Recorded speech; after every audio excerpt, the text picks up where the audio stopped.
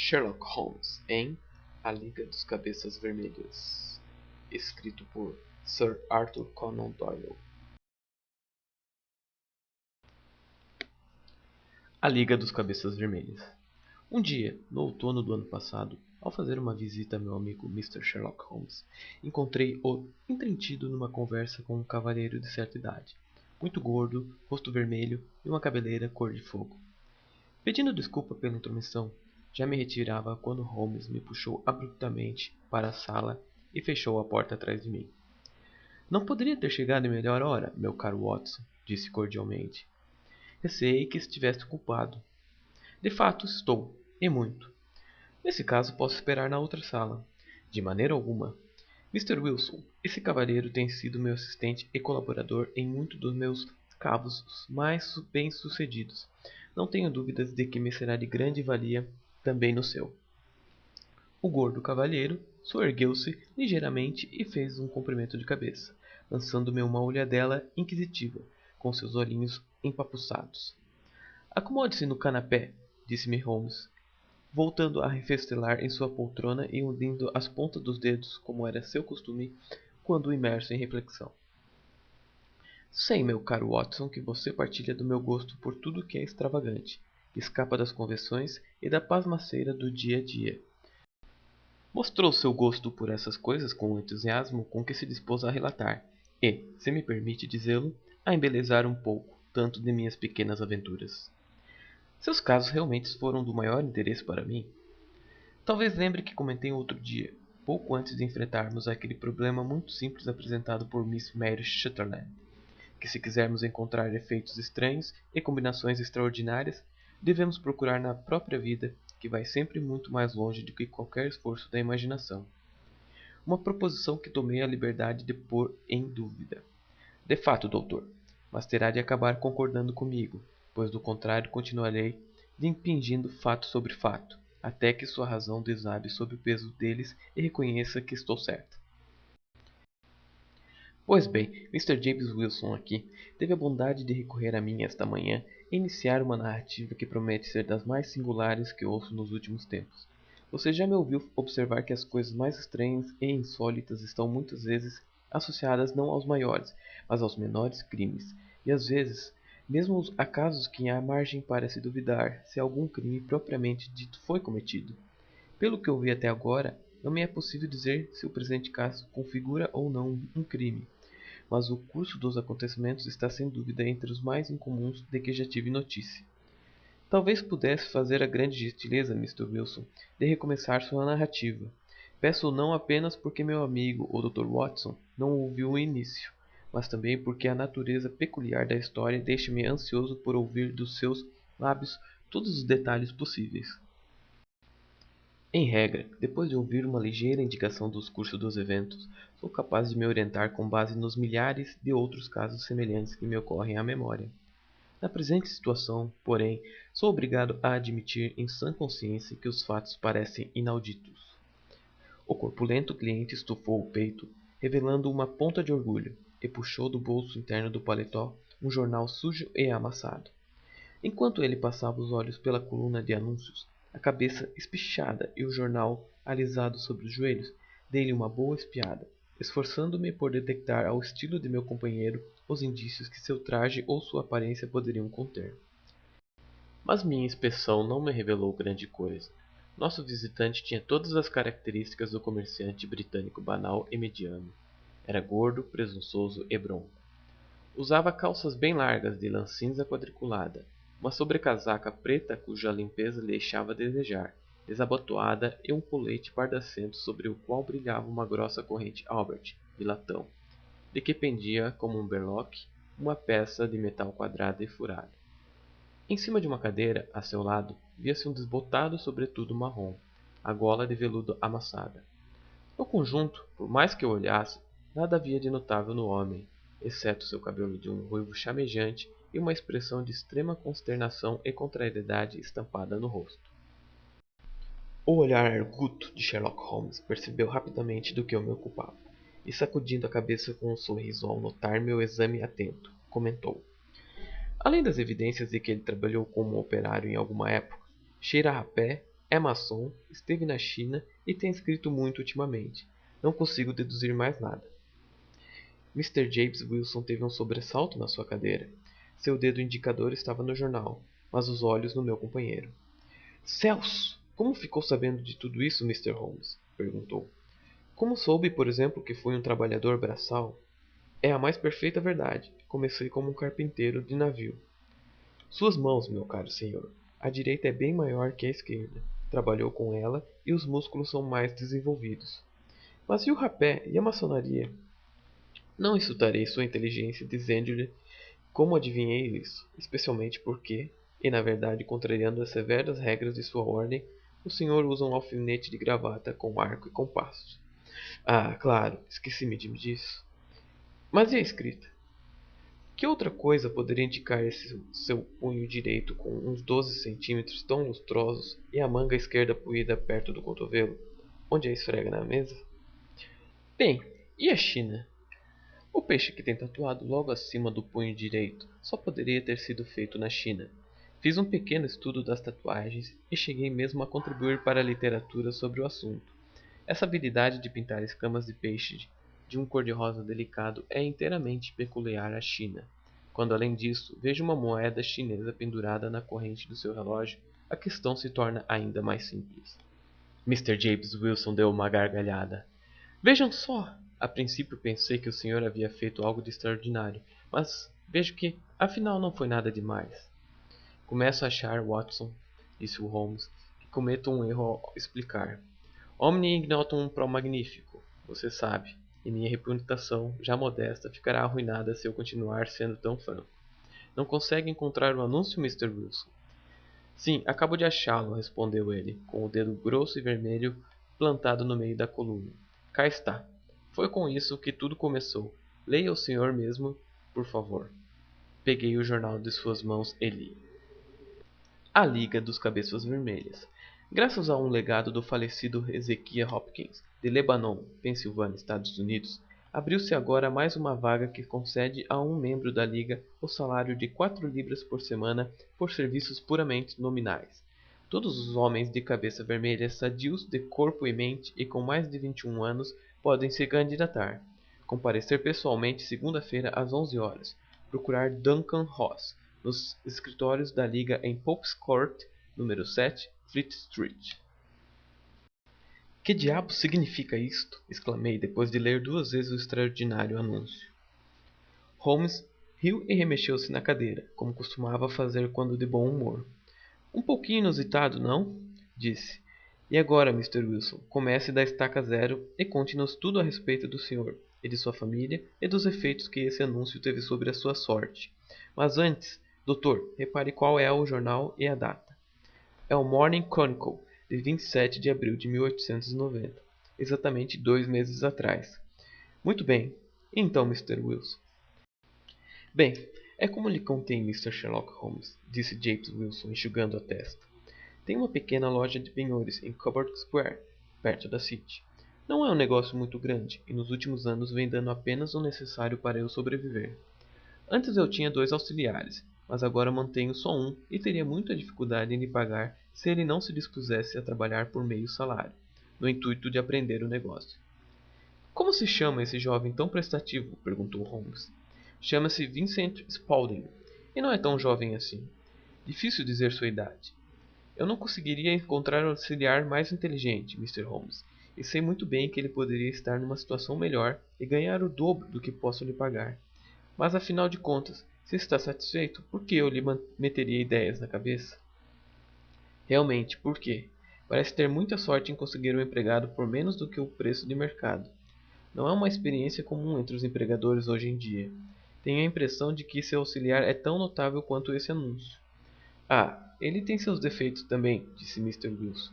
Nunca vi um sujeito que goste tanto de fotografia. Fica por aí batendo instantâneos com sua câmera, quando deveria estar aperfeiçoando a mente, e depois se enfia no porão como um coelho na toca para revelar seus retratos. Esse é seu maior defeito, mas no geral é um bom trabalhador. Não tem vícios. Ele continua com o senhor, suponho? Sim, ele e uma mocinha de 14 anos, que cozinha o trivial e arruma a casa. São as únicas pessoas que moram comigo, porque sou viúvo e não tive filhos. Vivemos uma vida muito pacata, os três. Temos um teto sobre nossas cabeças e pagamos as nossas contas. Praticamente só isso. A primeira coisa que mexeu conosco foi esse anúncio. Spaulding entrou pelo escritório adentro, faz exatamente 8 semanas hoje. Com esse mesmo jornal na mão, disse: Sabe, Mr. Wilson, eu gostaria muito de ser bem ruivo. Mas por quê? Perguntei. Ora, respondeu ele, surgiu mais uma vaga na Liga dos Cabeças Vermelhas. Representa uma pequena fortuna para o sujeito que abocanhá-la. E tenho a impressão de que, como há mais vagas que candidatos, os fiduciários não sabem o que fazer do dinheiro. Se meu cabelo mudasse de cor, aí estaria uma caminha pronta para eu me deitar. Mas que história é essa? Perguntei. O senhor compreende, Mr. Holmes? Sou um homem muito caseiro e como meus clientes vêm a mim em lugar de eu ter de sair à procura deles, eu passava muitas vezes semanas sem pôr o pé na rua. Assim, não sabia muito bem o que andava acontecendo por aí e ficava sempre satisfeito em ouvir notícias. Nunca ouviu falar da Liga dos Cabeças Vermelhas? Perguntou-me Spaulding, arregalando os olhos. Nunca. Isso muito me espanta, pois o senhor mesmo tem condições de se candidatar a uma das vagas. E o que se ganha com isso? Perguntei. Ah, a bagatela de umas 200 libras por ano. Mas o trabalho é leve e não precisa interferir muito nas outras ocupações do sujeito. Bem, é fácil imaginar que aquilo me deixou de orelha em pé, pois os meus negócios não vêm indo lá muito bem há alguns anos, e umas 200 libras extras viriam muito a calhar. Explique essa história toda, pedi a Spaulding. Bem, disse ele, mostrando meu anúncio. Pode ver por si mesmo que surgiu uma vaga na Liga. Aí está o endereço onde pode obter mais detalhes. Pelo que sei, a Liga foi fundada por um milionário americano, Ezekiah Hopkins, que era muito excêntrico. Ele próprio tinha a cabeça vermelha e sentia grande solidariedade por todos os homens muito ruivos. Assim, quando morreu, descobriu-se que deixara sua enorme fortuna na mão de fiduciários, instruindo-os a aplicar os juros em troca de serviços fáceis para homens que tivessem o cabelo dessa cor. Pelo que ouvi dizer, é um salário esplêndido, por muito pouco trabalho. Mas, atalhei, milhões de ruivos se candidatariam. Não tantos quanto poderias pensar, disse Spaulding. As vagas destinam-se apenas a londrinos maiores de idade. Esse americano começou a fazer fortuna em Londres quando jovem e queria dar algo de bom em troca à sua antiga cidade. Além disso, ouvi dizer ainda que não adianta a pessoa se candidatar se tiver o cabelo apenas levemente avermelhado ou vermelho escuro. É preciso ter uma cabeleira de um vermelho realmente vivo, chamejante, cor de fogo. Por exemplo, se quisesse se candidatar, Miss Wilson, bastaria dar um pulo lá. Mas talvez pense que não vale a pena se dar esse trabalho por poucas centenas de libras, concluiu. Ora, é um fato, cavalheiros, como podem constatar por si mesmo, que meu cabelo é de um vermelho muito carregado e vivo. E por isso me pareceu que se houvesse alguma competição nessa matéria, eu tinha mais chances do que qualquer homem que jamais vira. Como Vincent Spaulding parecia tão informado sobre o assunto, achei que poderia me ser útil. Assim sendo, mandei que fechasse a loja para sair imediatamente comigo. Ávido por uma folga, ele o fez imediatamente, e partimos dois para o endereço dado no anúncio. Espero nunca ver uma cena como aquela outra vez, Mr. Holmes. Do norte, sul, leste e oeste, todos os homens que tinham uma leve matiz avermelhado no cabelo haviam marchado sobre a City para responder ao anúncio. Fleet Street estava coalhada de ruivos, e Pops Court mais parecia um carrinho de um vendedor de laranjas. Eu não fazia ideia de que houvesse no país inteiro tantos os reunidos ali por aquele único anúncio. Tinham cabelo de todas as tonalidades de vermelhos. Palha, limão, laranja, tijolo, setter, irlandês, fígado, barro. Mas como dissera Spaulding, não eram muitos os que tinham cabelos realmente cor de fogo. Quando vi tanta gente esperando, quis desistir, desencorajado. Mas Spaulding não admitiu sequer ouvir falar nisso. Nem imagino como conseguiu, mas ele tanto empurrou, puxou e deu estocadas que conseguiu me fazer atravessar aquela multidão e subir os degraus que levavam ao escritório. Havia uma dupla torrente na escada, a dos que subiam cheios de esperança e os dos que voltavam desiludidos. Mas forçamos passagem o melhor que pudemos e logo nos vimos no escritório. Sua experiência foi muito interessante, comentou Holmes quando o seu cliente fez uma pausa e refrescou a memória com uma enorme pitada de rapé. Por favor, retome sua interessantíssima narrativa. No escritório não havia nada além de cadeiras de madeira e uma mesa de tábuas de pinho, atrás da qual se sentava um homem baixo, com uma cabeleira ainda mais vermelha que a minha. Após dizer algumas palavras a cada candidato que se apresentava, ele sempre conseguia encontrar neles algum defeito que os desclassificava. Afinal, conseguir uma vaga não parecia assim tão fácil. Quando chegou a nossa vez, porém, o homenzinho mostrou-se mais simpático comigo do que fora com qualquer dos outros candidatos, e depois fechou a porta para poder nos falar em particular. Este é Mr. James Wilson, disse meu auxiliar. Ele está postulando uma vaga na liga. E tem condições admiráveis para tal, respondeu o outro. Preenche todos os requisitos. Não me lembro de ter visto algo tão formidável. Recuou um passo, inclinou a cabeça para um lado e fitou meu cabelo até me deixar muito embaraçado. De repente deu um salto à frente, apertou-me a minha mão e congratulou-me calorosamente pelo meu sucesso. Seria uma injustiça hesitar, disse ele. Certamente me perdoará, porém, por tomar uma precaução óbvia.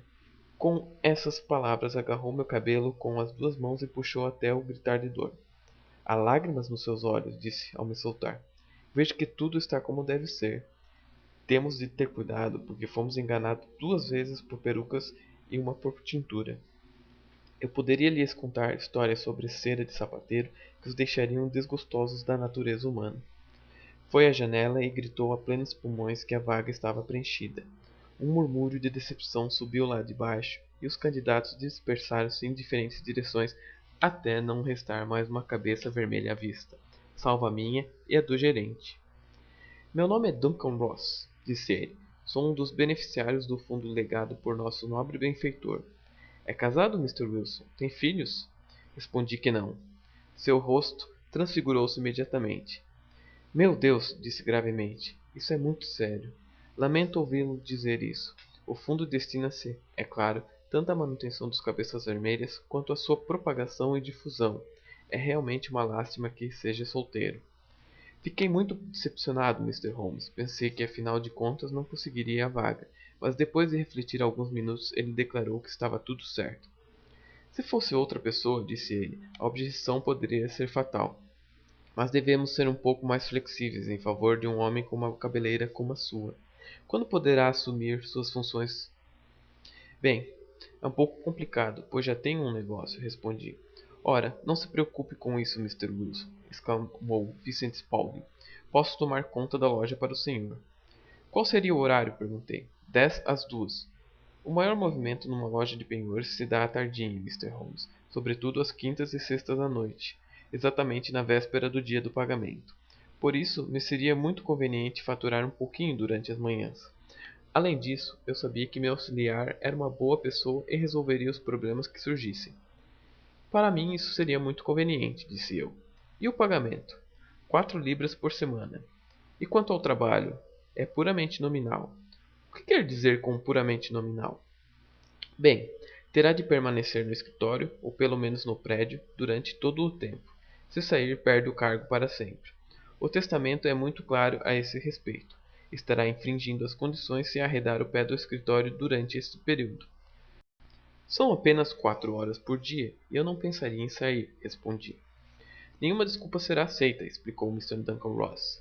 Nem doenças, nem negócios, nem qualquer outra coisa. Ou fica no escritório ou vai para o olho da rua.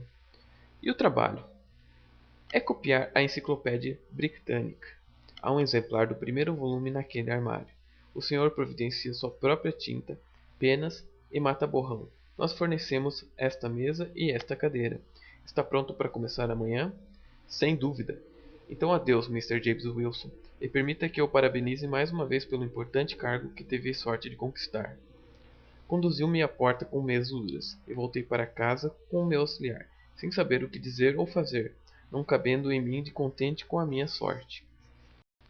Bem, refleti sobre a questão o dia inteiro, e à tardinha vi-me novamente desalentado.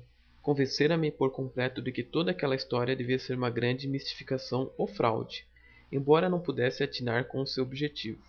Parecia inteiramente inacreditável que alguém pudesse fazer um testamento como aquele, ou que se pagasse tal soma para um serviço tão simples quanto copiar a Enciclopédia Britânica. Vincent Spaulding fez o que pôde para me animar, mas à hora de dormir eu estava decidido a cair fora de toda aquela história.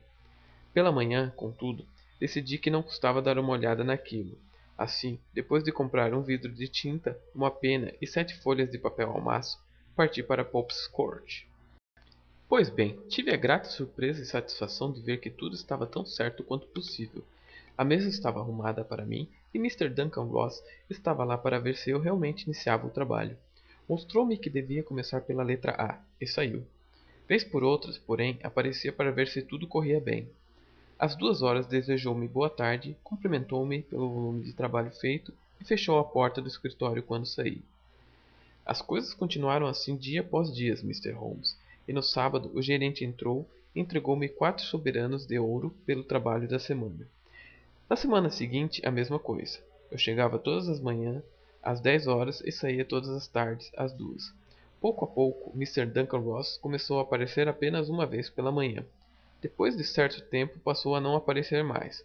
Mesmo assim, é claro, nunca me atrevi a deixar a sala um só instante, pois não sabia ao certo quando ele poderia vir, e era um emprego tão bom, me convinha tanto, que não correria por nada o risco de perdê-lo. Passaram-se 8 semanas dessa mesma maneira. Eu já escrevera sobre abades, arcos, armadura, arquitetura e ática, e esperava chegar dentro em breve diligentemente à letra B. Tinha algumas despesas com papel ao maço, e já enchera quase uma prateleira com meus escritos. E, então de repente, toda aquela história acabou. Acabou? Sim, senhor. E só nesta manhã fui para o trabalho como de costume às 10 horas, mas dei com a porta trancada. Havia um pequeno quadrado de cartolina pregado nela com um percevejo. Aqui está, o senhor mesmo pode ler. Estendeu um pedaço de cartolina branca do tamanho de uma folha de papel de carta. Nele lia-se: A Liga dos Cabeças Vermelhas foi dissolvida, 9 de outubro de 1890. Sherlock Holmes e eu examinamos esse breve aviso, e a cara desolada atrás deles, até que o aspecto cômico do caso suplantou por completo qualquer outra consideração, e explodimos ambos numa gargalhada. Não vejo onde está a graça, exclamou nosso cliente enrubescendo até as raízes de seus cabelos flamejantes. Se os senhores não podem fazer melhor do que rir de mim, vou-me embora. Não, não, protestou Holmes, empurrando de volta na cadeira de que começara a se erguer. Eu realmente não perderia o seu caso por nada nesse mundo. Ele é revigorantemente inusitado, mas é também, desculpe-me dizê-lo, um pouquinho engraçado. Por favor, que medidas tomou ao encontrar o cartão na porta? Fiquei atordoado, não sabia o que fazer. Fui aos escritórios vizinhos, mas ninguém parecia saber coisa alguma sobre o acontecido. Depois procurei o senhorio, um guarda-livros que mora no térreo, e perguntei se podia me dizer o que fora feito da Liga dos Cabeças Vermelhas. Respondeu que nunca ouvira falar nela. Perguntei-lhe então quem era Mr. Duncan Ross. Respondeu-me que o nome era novo para ele. Mas, insisti, é o cavalheiro do número 4. Ah, aquele ruivo. Ele mesmo. Oh, respondeu. Chama-se William Morris. É advogado e estava usando minha sala temporariamente até seu novo escritório ficar pronto. Mudou-se ontem. Onde eu poderia encontrá-lo? Ora, em seu novo escritório. Ele me deu o seu endereço. Cá está. King Edward Street, número 17, perto da Catedral de St. Paul. Parti para lá, Mr. Holmes, mas quando cheguei a esse endereço, era uma fábrica de joalheiras e ninguém ali jamais ouvira falar de William Morris, nem de Duncan Ross. O que fez depois? Perguntou Holmes. Voltei para casa na Saxe Coburn Square e aconselhei-me com meu auxiliar, mas ele só pôde me dizer que, se eu esperasse, receberia alguma comunicação pelo correio. Mas isso não me deixou satisfeito, Mr. Holmes. Eu não queria perder um emprego como aquele sem lutar.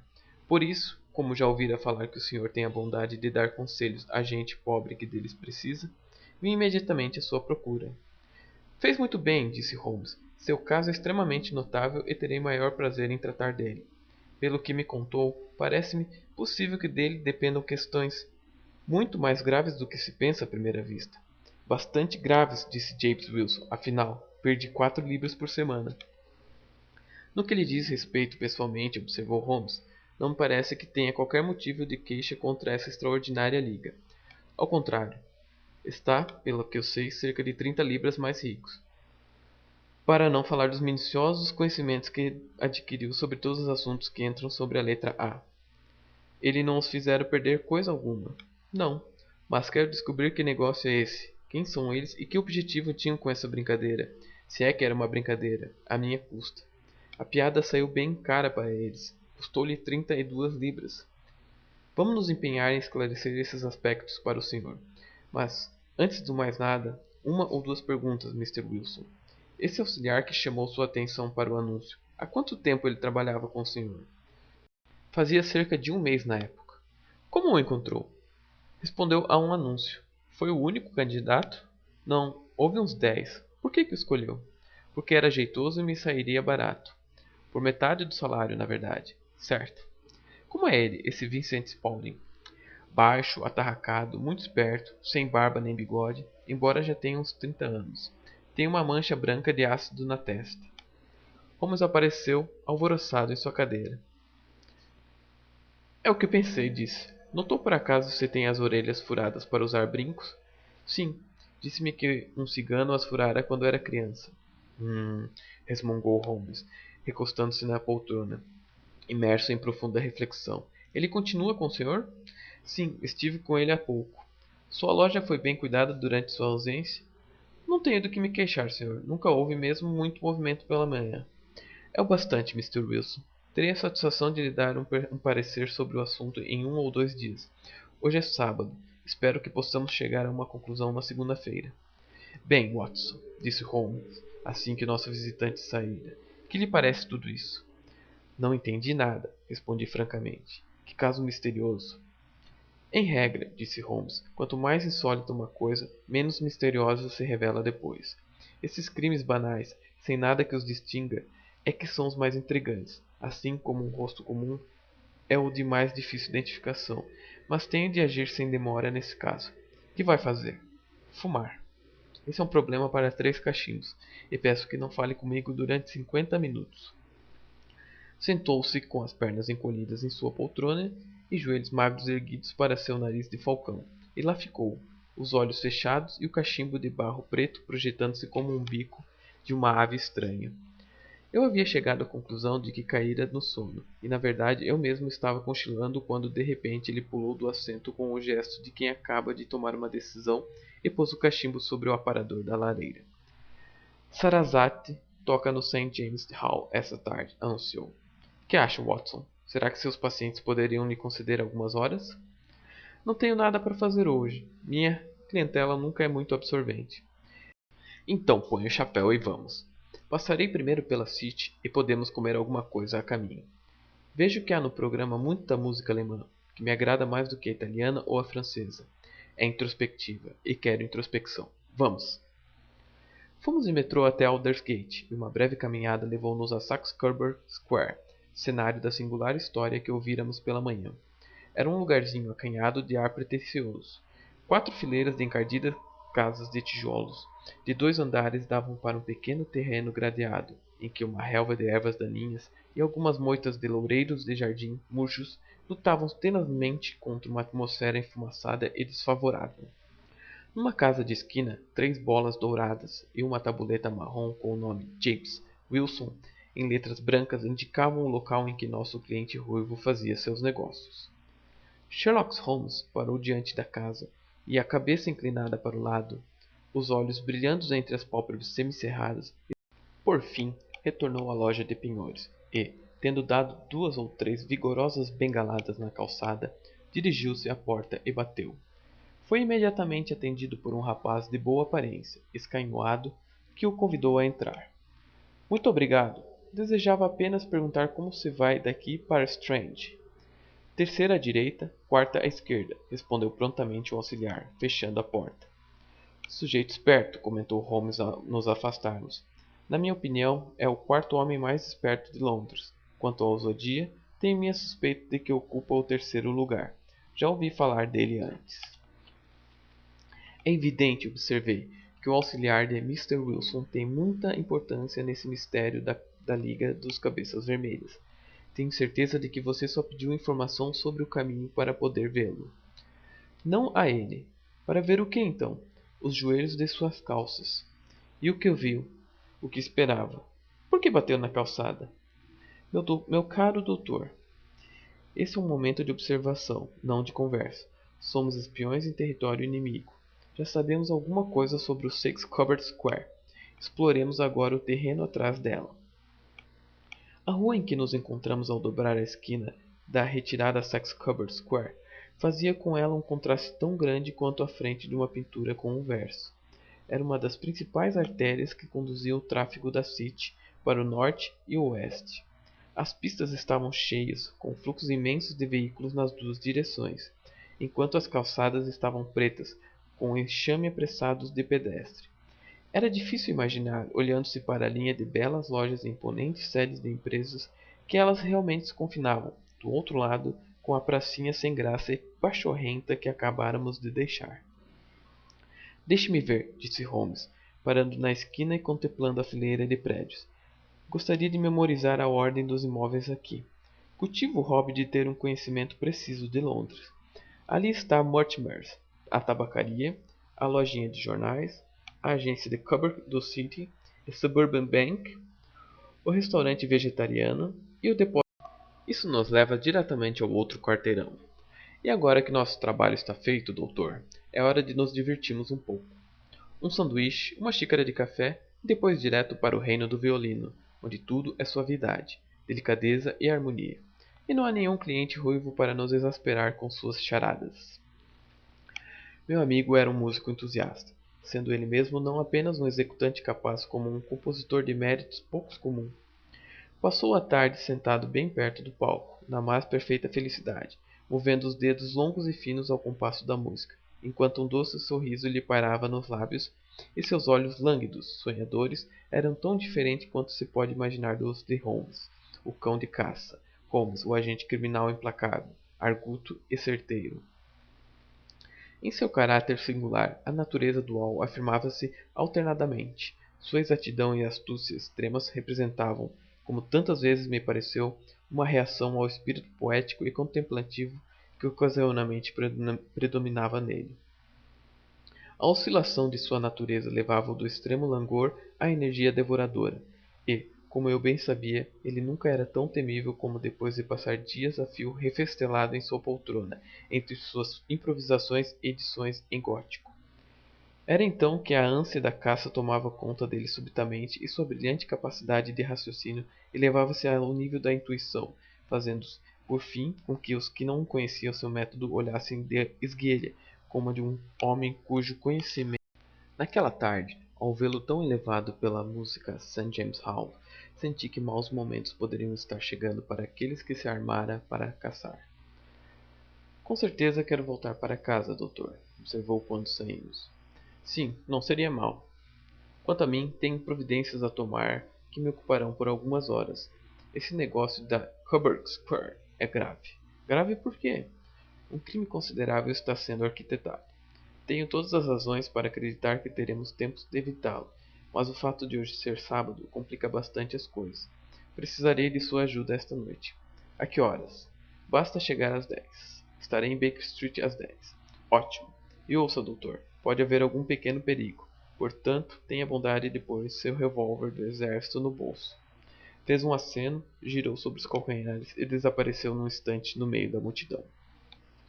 Acredito que não sou mais obtuso que a média das pessoas, mas sentia-me sempre oprimido por uma sensação de minha própria estupidez na minha relação com Sherlock Holmes. Naquele caso, eu ouvira o que ele ouvira, escutara o que ele escutara, e, no entanto, era evidente por suas palavras que ele percebia claramente não só o que acontecera, como o que estava prestes a acontecer, enquanto para mim toda a questão continuava confusa e absurda. No carro, a caminho de minha casa em Kensington, refleti sobre tudo aquilo, desde a extraordinária história do copista ruivo da enciclopédia até a visita a Saxe Cupboard Square e as palavras agourentas com que ele se despedira de mim. Que seria essa expedição noturna e por que eu deveria ir armado? Aonde iríamos e o que faríamos? Eu tinha a pista, dada por Holmes, de que o auxiliar escanhoado do penhorista era um homem temível, um homem capaz de um jogo perigoso. Tentei encaixar as peças do quebra-cabeça, mas desisti, desanimado, e pus o problema de lado até que a noite trouxesse uma explicação. Faltava um quarto para as 9, quando saí de casa. Atravessei o parque e segui pela Oxford Street até Baker Street. Havia 2 Hampsons parados à porta, e ao cruzar o vestíbulo Ouvi vozes vindo de cima. Entrando na sala de Holmes, encontrei-o em animada conversa com dois homens, um dos quais reconheci como Peter Jones, o agente da polícia, e outro, um homem alto, magro, de rosto triste, com um chapéu muito brilhante e uma sobrecasaca opressivamente respeitável. "Ah! Nosso grupo está completo!" exclamou Holmes, abotoando o jaquetão e tirando do cabide seu pesado chicote de montaria.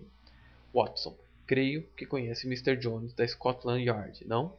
Permita-me apresentar-lhe Mr. Merryweather, que será o nosso companheiro na aventura desta noite." "Como vê, doutor, estamos caçando em dupla novamente", comentou Jones com seu ar pomposo. "Nosso amigo aqui é o homem maravilhoso para iniciar uma caçada. Só precisa de um velho cão para rastrear a presa." "Espero que nossa caçada não acabe dando em nada", observou Mr. Merryweather, desanimado. "Mr. Holmes é digno de considerável confiança", disse o policial com arrogância. "Tem lá seus metodozinhos que, perdoa-me dizê-lo, são um pouquinho teóricos e fantásticos demais, mas há nele uns ingredientes que fazem um detetive. Não é exagero dizer que uma ou duas vezes, como naquele caso do assassinato do Chouto e do tesouro de Agra, chegou mais perto da verdade do que a polícia." "Ah, se o senhor diz, está certo", disse o estranho com deferência. "Apesar disso, confesso que sinto falta do meu rubber. É a primeira noite de sábado em 27 anos que não jogo o meu rubber." "Creio que descobrirá, Mr. Merryweather", disse Sherlock Holmes, "que jogará esta noite pelo maior lance de sua vida, e que o jogo será mais empolgante. Para o senhor estarão em jogo cerca de 30.000 libras. Para você, Jones, o homem que deseja encontrar. John Clay, assassino, ladrão, arrombador e falsário. Ele é o jovem Mr. Merryweather, mas está no topo da carreira e é o criminoso que mais quero algemar em toda Londres. É um homem notável, esse John Clay. Seu avô era um duque real, e ele próprio frequentou Eton e Oxford. Seu cérebro é tão hábil quanto seus dedos, e embora volta e meia encontremos vestígios seus, nunca conseguimos pegá-lo. Penetra numa casa na Escócia numa semana e na semana seguinte está levantando dinheiro para construir um orfanato na Cornualha. Estou na sua cola há anos e até hoje nunca pus os olhos nele. Espero poder ter o prazer de apresentá-lo a você essa noite. Também tive um ou dois mais probleminhas com Mr. John Clay, e concordo com você que ele está no topo da carreira. Mas já passa das 10. É hora de ir. Se os senhores tomarem o primeiro hansom, Watson e eu seguiremos no segundo." Sherlock Holmes não se mostrou muito comunicativo durante o longo percurso. Ficou recostado no banco, cantarolando as melodias que ouvíramos à tarde. Passamos por um interminável labirinto de ruas iluminadas por lampiões de gás até chegar a Farringdon Street. "Agora estamos bem perto", observou meu amigo. "Esse sujeito Merryweather é o diretor de um banco e tem interesse pessoal na questão. Achei que seria bom termos Jones conosco também. Não é um mau sujeito, embora seja um rematado imbecil em sua profissão. Tem uma virtude indiscutível: é corajoso, como um bulldog, e tenaz como uma lagosta quando deita as garras em alguém. Cá estamos. Eles estão à nossa espera." Chegáramos à mesma rua movimentada em que havíamos estado de manhã. Nossos carros foram dispensados e, seguindo a orientação de Mr. Merryweather, atravessamos uma passagem estreita e entramos por uma porta lateral que ele abriu para nós.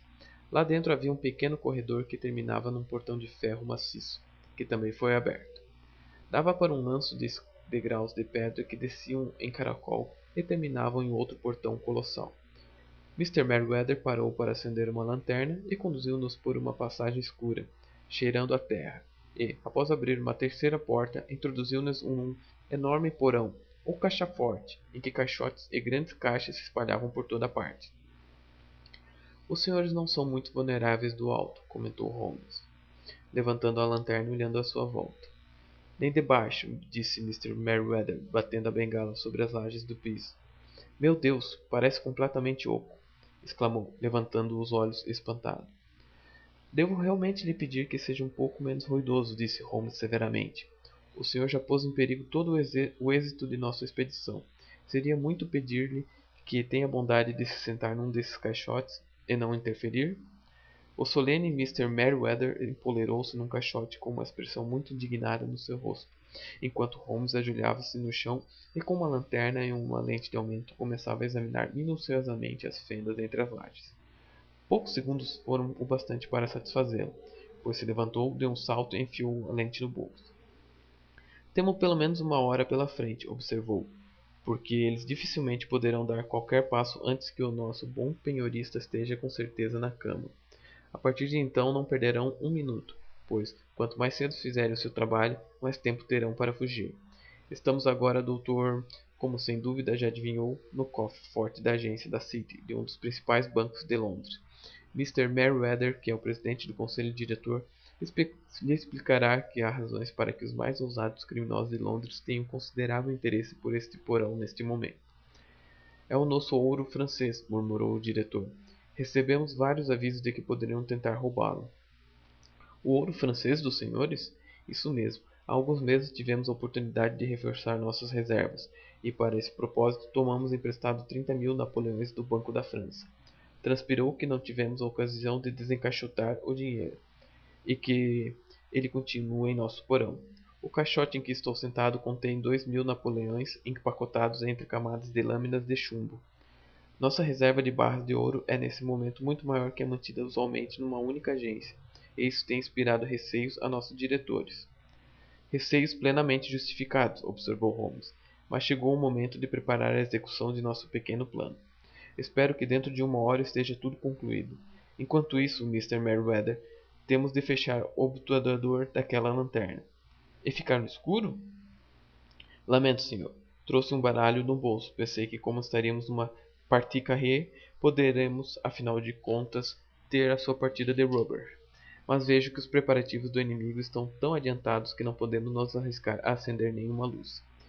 Devemos escolher nossas posições imediatamente. São homens ousados. Embora os tenhamos posto em desvantagem, pode nos fazer algum mal, se não tivermos cuidado. Ficarei atrás desse caixote, e os senhores se esconderão atrás daqueles. Quando eu jogar a luz da lanterna sobre eles, fechem o cerco rapidamente. Se eles atirarem, Watson, revide e abata-os sem piedade. Pus meu revólver engatilhado sobre a caixa de madeira atrás do qual estávamos agachados. Holmes puxou o obturador da lanterna e nos deixou no breu. Uma escuridão tão completa como eu nunca experimentara antes. Restava o cheiro de metal quente para nos assegurar de que a luz continuava ali, pronta a eliminar instantaneamente. Para mim, no nervosismo extremo que a expectativa provocava, havia algo de deprimente e esmagador naquela escuridão súbita, no ar frio e úmido da caixa forte. Ele só tem uma saída, murmurou Holmes. É voltar para Saxe-Coburg Square, passando pela casa. Fez mesmo o que lhe pedi, Jones. Tem um inspetor e 2 agentes esperando na porta da frente. Então fechamos todas as saídas. Agora devemos ficar em silêncio e esperar. Como aquele tempo pareceu longo. Mais tarde, comparando as anotações, vi que não passou de 1 hora e 1/4. Mas minha impressão era que a noite devia estar quase terminada, que o dia já raiava lá em cima. Minhas pernas e braços estavam cansados e duros, porque eu não me atrevia a mudar de posição. Enquanto isso, meus nervos haviam chegado ao auge da tensão, e minha audição estava tão aguçada que eu podia não só ouvir a suave respiração dos meus companheiros, como distinguir a expiração mais pesada e profunda do corpulento Jones na nota fina e o suspirante do diretor do banco. De onde estava eu podia ver o chão. Além da caixa, de repente meus olhos captaram um lampejo. A princípio não passou de uma pálida centelha no pavimento de pedra. Depois ela se alongou até se transformar numa risca amarela e em seguida, sem qualquer advertência ao som, abriu-se uma fenda e apareceu uma mão. Uma mão branca, quase feminina, que tateou no centro da pequena área de luz. Por 1 minuto ou mais, a mão projetou-se do chão, contorcendo seus dedos. Logo em seguida sumiu, tão rapidamente como surgira, e tudo mergulhou de novo na escuridão, exceto por aquela única e pálida centelha que marcava uma fissura entre as lajes. O desaparecimento da mão, porém, foi apenas momentâneo. Com o som de algo que se despedaçava, lajes brancas giraram para um lado, abrindo um buraco quadrado pelo qual jorrou a luz de uma lanterna. Na borda desse buraco despontou nitidamente um rosto de rapazola, que lançou um olhar em torno de si, e em seguida as mãos de um lado e de outro da abertura ergueu-se até apoiar na beirada dos ombros, a cintura e por fim um joelho. Dentro de mais de um instante, o sujeito estava de pé ao lado do buraco, puxando para junto de si um companheiro, ágil como ele, de rosto muito pálido e com uma vasta cabeleira de vermelho vivo. Tudo limpo, sussurrou.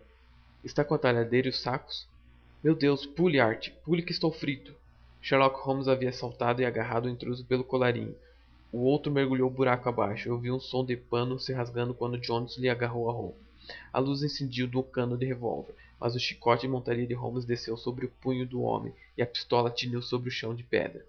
Não adianta, John Clay, disse Holmes afavelmente. Você não tem a menor chance.